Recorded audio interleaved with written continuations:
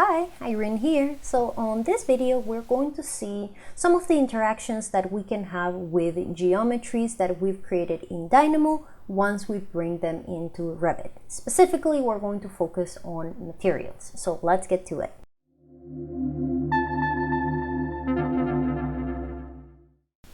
Alright, so here you can see a geometry that I generated using a Dynamo script in a previous video. If you would like to see that video, you can see the link attached. But basically what I want to show you here is some of the things that we can do once those geometries are in Revit. Because the thing is that although Dynamo is within Revit and you could assume that you created those geometries within Revit, the truth is that Revit is going to recognize them as external references because they're not parametric Revit geometries. See, when I select any of them, you don't get the typical parameters that you get with geometry. Instead, you get the type of parameters that you would get with, for example, bringing an AutoCAD file. So that is going to somewhat limit what we can do to these geometries. If I would want to change, for example, the arrangement of spacing of these objects, my options are going to be somewhat limited. Now, each road is independent, so I can move them.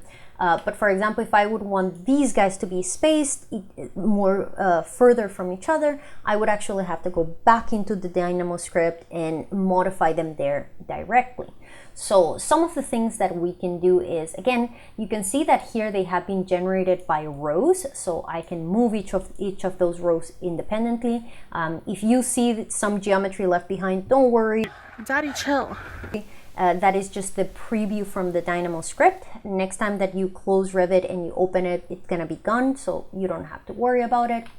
But I can, for example, move all of them at the same time. I can rotate them if I want to. For example, if I want to make them look in that direction instead, or let's say move them here, I can do all of that.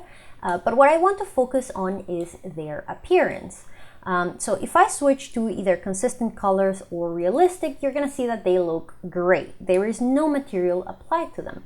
But the thing is that I cannot give them a material value, and I also cannot paint them because, again, they are taken as exterior references.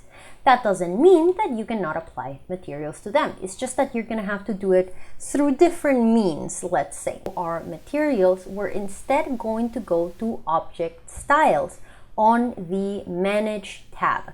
So we're gonna click here on Object Styles and we're gonna go to Imported Objects. And here you will find the Dynamo generated geometries.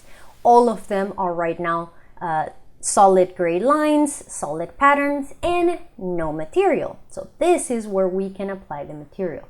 Now, I can apply a material per row if I would want to. So let's have a little bit of fun. Let's say we have 1, 2, 3, 4, 5, 6 rows. So I'm gonna come here to my material menu and I'm gonna create a new material. There's my new material. I'm gonna call it 1 just because I'm extremely lazy. Let's say 1. Okay, perfect. Now, I'm gonna focus just on appearance. If you want them to show on consistent colors or shaded, then you can focus on graphic. I'm just gonna focus on appearance. And let's say we're gonna go a little bit like rainbowy. So this guy's gonna be this, a little bit lighter. And I'm also going to play with how reflective they are. So I'm gonna come here just so we can see a little bit of variation. So I'm gonna come here and say that it's gonna be reflective. And this guy is going to be very little. Let's reduce this here. No, let's leave this at 15.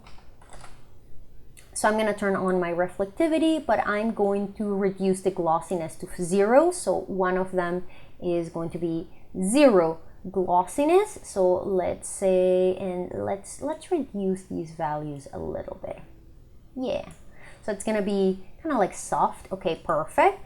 Now I'm gonna create another material. It's gonna be my material 2, and basically I'm going to be changing the material and the reflectiveness, so we have kind of like a scaling, so to speak. So I'm gonna stop recording and I am going to turn it back on when I'm done modifying all of my materials. You can do whatever materials you wish.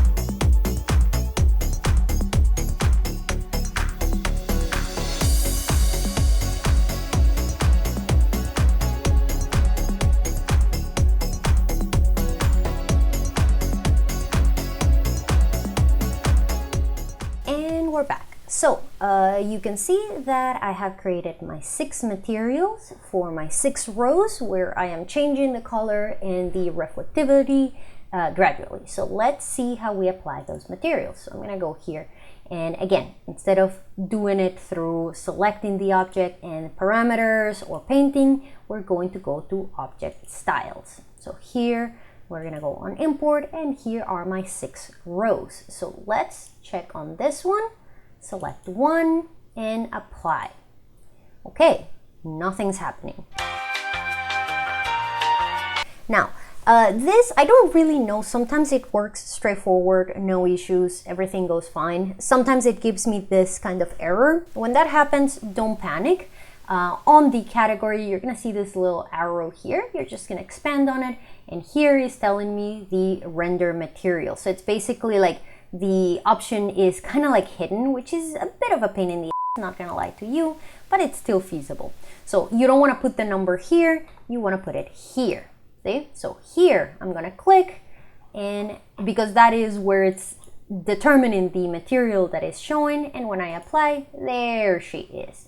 So same thing here, we're gonna go there, and you're gonna be 2. Or you can just, if you know the name, you can just directly overwrite this 3. There you go, that's a little bit faster. And when we apply, there you go, they have all taken colors. Ooh, I don't like the order though. So again, you can start playing here until you get exactly what you want, but that is basically how you can change the material appearance of geometry that has been generated in Dynamo once you bring it into Revit. Hope you liked it, and I will see you in another video. Cheers!